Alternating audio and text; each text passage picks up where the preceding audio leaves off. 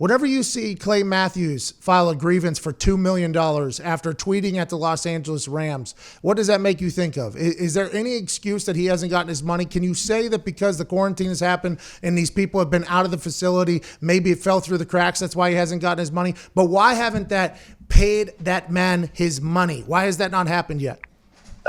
Well, I mean, we can have some fun. I mean, are the Rams broke, like, at this point, building this stadium? Like, is Dave Kroenke running out of, like, Walmart money that they don't have any more money? Look, I will say this about the Rams. It's interesting to me.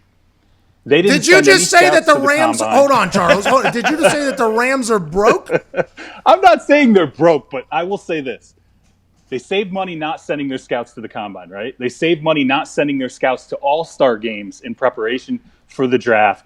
They seem to be trying to reduce costs as much as possible. I think every NFL franchise is doing that now in the age of coronavirus, but they were doing it well before this was ever a problem. Plus, they have remember, SoFi Stadium, that was like a $1.7 billion stadium that became a $2.7 billion stadium that became a $6 billion stadium. That's now going to be a $7 billion stadium. And meanwhile, the Los Angeles Chargers aren't helping with any of it. Like, Dean Spanos is like, I got a $1 lease. Like, I'm fine. I don't have to kick anything in. This is great.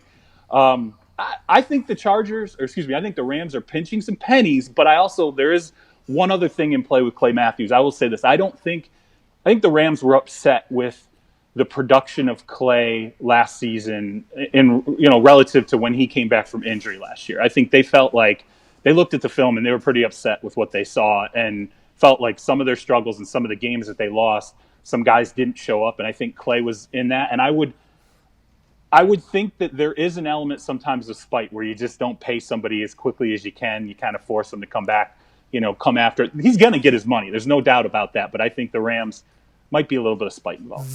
That's hilarious. First of all, Kroenke owns the Nuggets too, right? He owns the Denver Nuggets, Avalanche. He owns Rockies.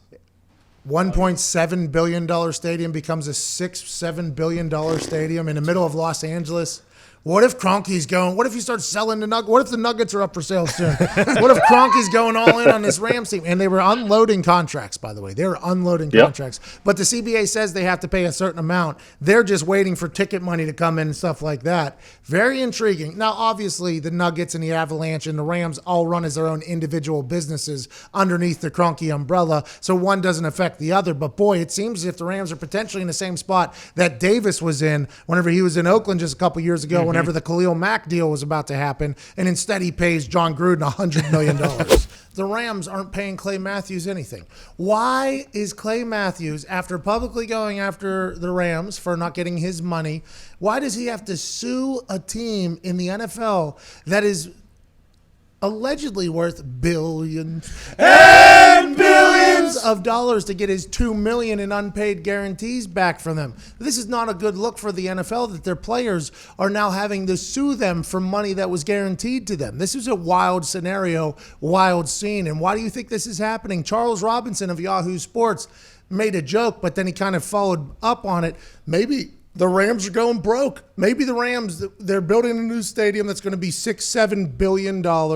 They didn't send their scouts to the combine to save some money. They started doing all these other things to kind of cut cash. They started unloading contracts. They started doing all this stuff. Are the Rams broke? And why does Clay Matthews have to sue for his monies? Pay that man his money. Rounders, love it. But my question is, I thought they would, when Clay publicly tweeted at him, when he and Gurley went at the Rams, I thought that was enough to spurn some action from the Rams. Like, all right, we get it. We may not owe you this for a couple more weeks. We're going to pay it right now, make it happen. But then Les Snead, the Rams GM, has come out and said, yes, he is owed. They're owed money. They will get paid their money. It's a guarantee. But there's some contract language, I guess, that we're working through. I guess they disagree on whenever the league year starts. So you're going to pay him. Just do it now then. If you have the money.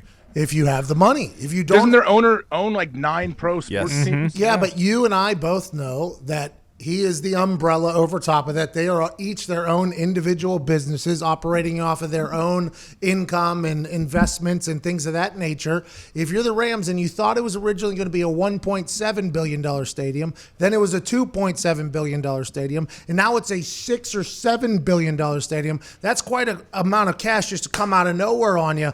And then you're just sitting there like, well, damn, we got to get rid of Gurley. We made him the highest paid running back, a year ago. We got to get rid of Clay Matthews, get him the fuck out of here. Even though, well, we owe them money. We'll deal with that later as long as we don't hit the bankruptcy thing. They might not get the money. I'm not saying they would do that. I mean, that was a wild Has a team filed for bankruptcy? Has there been an NFL team that's filed? No, I don't think so. Lakers asked for a loan, so. Well, the Lakers. They Also- gave it back. Also, right now is not a great time to own 9 teams. Yeah, I was going to say, all of those individual businesses are doing terrible. Look good, feel good, play good. Play good, pay good, live good, die good.